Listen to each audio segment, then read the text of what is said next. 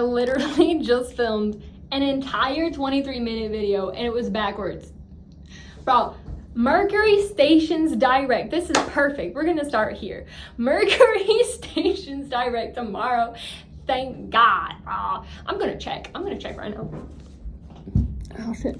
I'm gonna check. I don't even care. I'm gonna check online because you know what? Maybe we gotta check our stuff. We gotta check ourselves before we wreck ourselves. That's the absolute truth. You gotta check yourself before somebody else checks you because we don't like that. Okay, so what we're gonna do today is we're gonna go over the literal finger of God that's happening this week. The finger of God, bro. Imagine literally God just going into the material realm, bringing magic and deep transformation through your body into the actual soul's purpose of your life, the fire of your soul, what brings your soul on fire. That is literally what's happening this week, bro. Okay, as well as a mystical kite. Okay, a mystical kite being formed by Venus, Neptune, Pluto, and Uranus. Okay, bro. So that in itself is literally bringing, light to the deep illusions that were being held on the way that we love, on the way that we receive love, on the way that we give love, on the way that we enjoy pleasure. Okay, and it's being given by massive awakenings, deep like grace bombs from the dark, transformational, instinctual, heart-centered space of the feminine, okay, which exists in everything. The feminine masculine polarity exists in everything.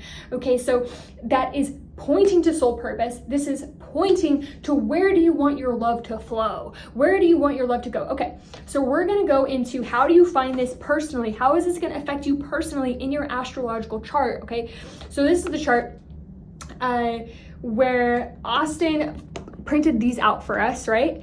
And so look at the one, or not printed, bro, you gotta get this printed, okay? Just print it, bring it with you, study your chart on the go, bro. Okay, or you can just look at it on your phone. So get this chart that looks like this. We're gonna look at this area, okay? So these symbols, we're gonna learn about the symbols a little bit, and then, okay, so get out a piece of paper and a pen and get out your chart. Now, we're gonna look at Mercury. So first we're gonna talk about Mercury and Ceres going direct tomorrow. Then we're gonna get into the finger of God and the mystical kite, okay?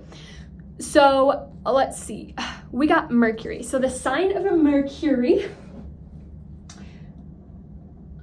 find Mercury in your chart. Boom, Mercury. Mercury is literally, to me, it's elementless. It literally precedes and goes into every single element. Mercury is how everything kind of like flows and coagulates and goes together. Mercury is the communication of all things, okay? It's extremely powerful, and there's a lot of Mercury retrograde. So Mercury has a massive influence on our life. It's how we communicate, how we receive communication, things like that. So whenever you look at your chart, read it like a book. Find this symbol of Mercury, okay? Find this symbol of Mercury. I swear, whenever I did this the first time, it was like so smooth. It's hilarious, bro. So find the symbol of Mercury on your chart and then read it like a book.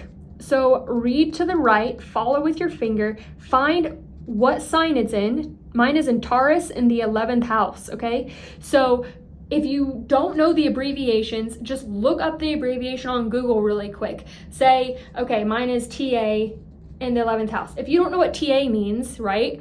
Google TA abbreviation in astrology and it should come up with Taurus. I mean, come on, All right, so find yours and write it down. Write Mercury, what sign it's in and what house it's in. Write it down, leave some room, okay? We're gonna do this for a second. We're gonna go through these. Then Ceres, okay?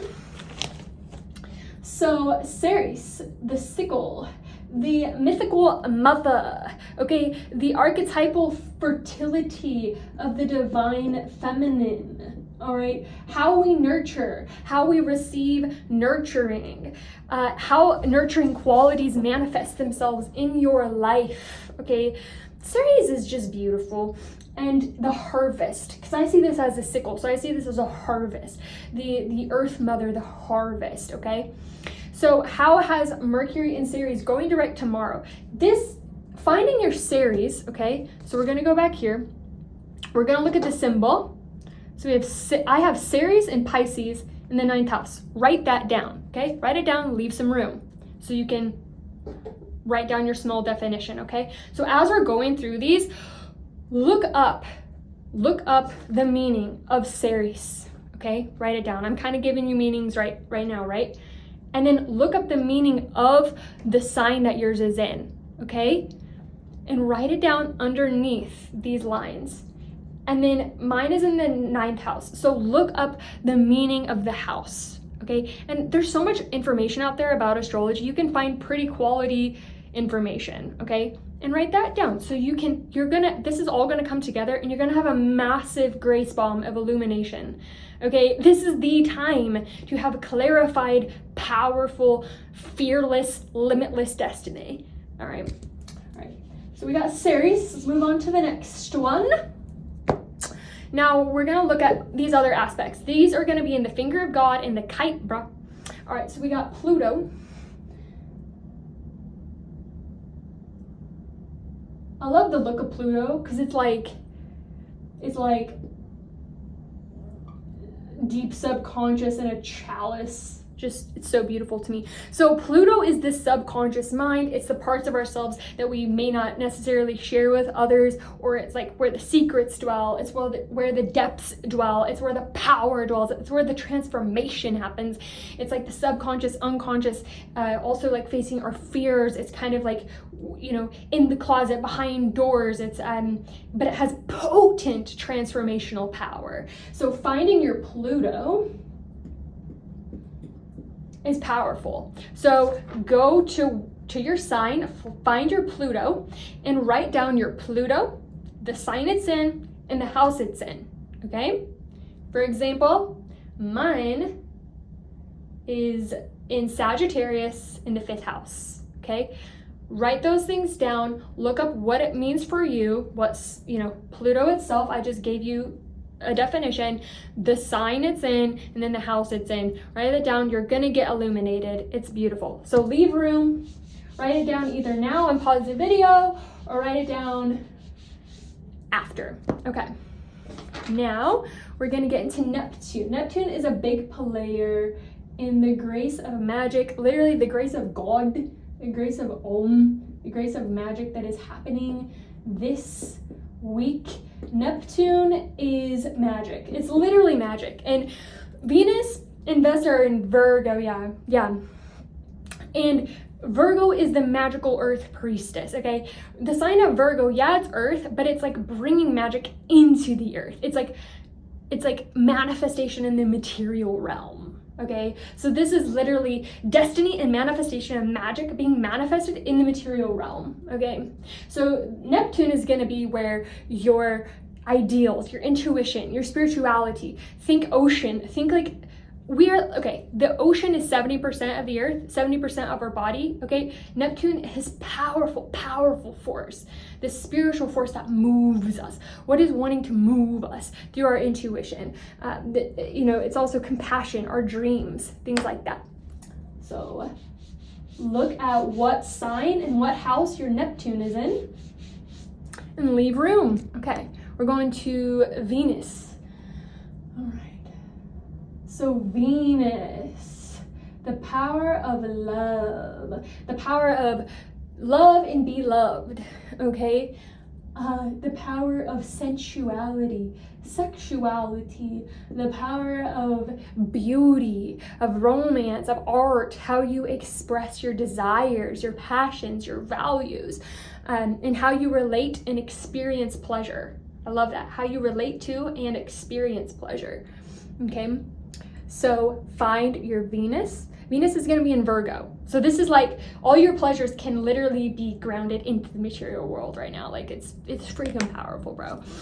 And Neptune making the kite. We'll get to that in a second. Okay? We'll bring the magic together at the end here. So we have Uranus. We love Uranus. We love Uranus. I love the symbol of Uranus. It's so beautiful to me. I just freaking love it. And it gets a bad rap. Like, I feel like people are like, Uranus isn't powerful. Bro, it's powerful. It's literally sudden change. It's freedom. It's originality.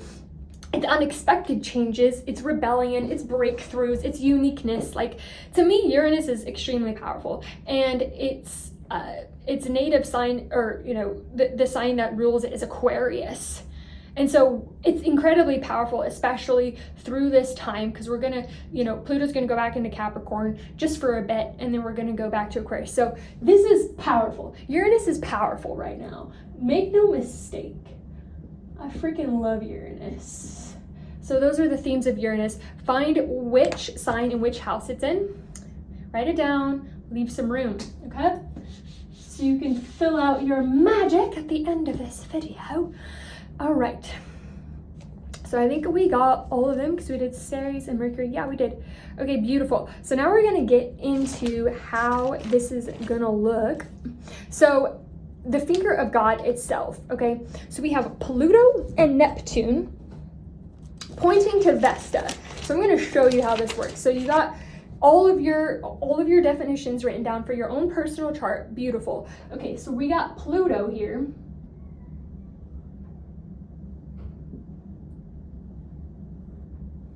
And then we got Neptune, okay? Your personal ones is what matters here, pointing directly towards Vesta. Our passion, our destiny, the fire within our soul. Okay, so Pluto, the house of transformation, or the planet of transformation, deep, potent energy that goes into the uncomfortable parts of ourselves, that want to be seen, that want to be transformed, that want to be transmuted, okay? The deep parts of ourselves. And Neptune, magic. So bringing literally power of transformation and immense, like, out of this world magic, okay? Like a bridge between worlds magic, and how, you know, which sign and which house is in for you. And then that is feeding your destiny. That is feeding your purpose right now. That is illuminating the fire within your soul, the fire within your purpose. I call that destiny, okay? I call that destiny. So that's what's happening right now. This is the finger of God moment, okay? And we have another one. We have the mystical kite, bro. All right, so dive into that for yourself. Let's see. Okay, now the mystical kite. So Venus, okay, so I'm going to do this with the, yeah. So I'm going to, mystical kite. And I'm going to preface this, okay? Because there is like an opposition, all right? But listen, oppositions do not have to be your downfall, okay? For example, my sun and moon are opposing, bro. My sun is in the 12th house, all right? It just is what it is. It is what it is. I used to be really down about it, just let it get to me and all that good stuff, but no, I'm done. I'm done with that. It's fine. I'm gonna make that my power, because I have seen it. I have seen where it's manifested and made me weak, and bring so much opposition into my life. But you can always transmute. Now is the time you can transmute. So if these positions come up as difficult for you, please understand you can transmute with the energy of your body, okay? Astrology shows you how to get to liberation in a certain way. You have to understand you are a cosmic being. You are an elemental being. You are an eternal, infinite being. And so you can see where maybe there's opposition, maybe there's a square, all this stuff. Listen to me. It doesn't matter if you have your sun to the 29th degree like me. Cool, great. That's an aspect that's going to naturally be like positive for me, right? But you have to understand that the harder aspects can literally be your freaking power, bro. It can be where you can get the biggest transformation, the biggest growth. Like the underdog. Like we all love the underdog. We love whenever we see people rise from the ashes. We love when we see people go through shit and then freaking rise, bro. This is what that is about. So do not let the harder aspects in your life right now control you. You gotta choose to liberate your mind, your heart, and your root. You gotta choose to liberate yourself right now. Okay, let's get into the kite. So mystical kite, bro. We got Venus. Let's see, yeah. So look at your Venus placement, okay? Then we got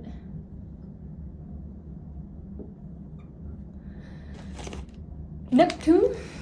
So your Neptune placement here. I hope you can see that. And then we've got Pluto and Uranus, okay?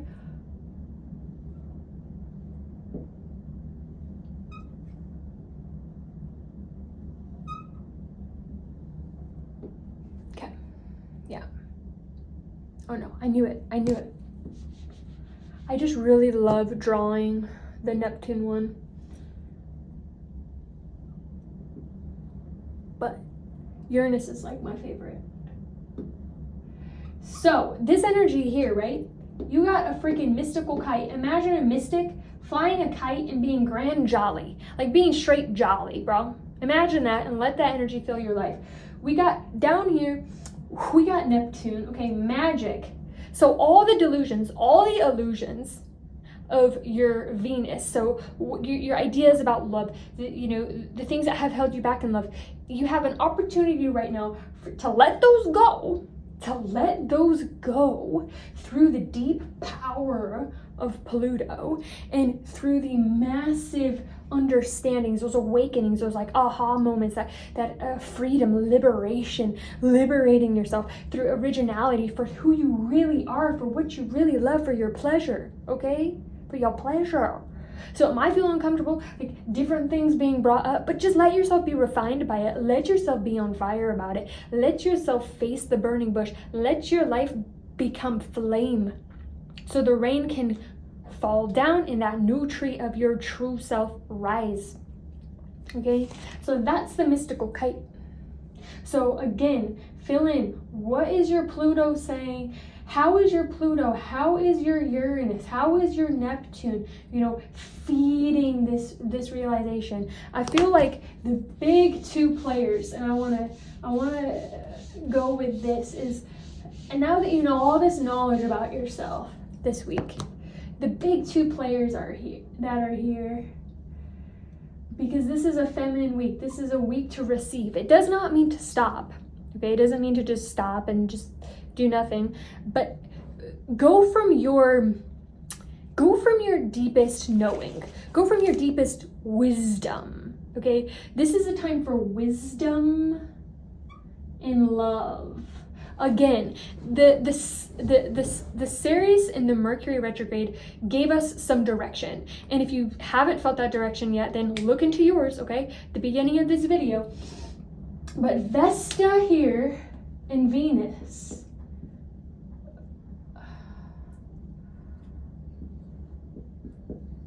Vesta and Venus, look into where those show themselves into your chart and allow them to coalesce. How do they sit with you in your body? This doesn't have to make sense. It does not have to make sense, okay?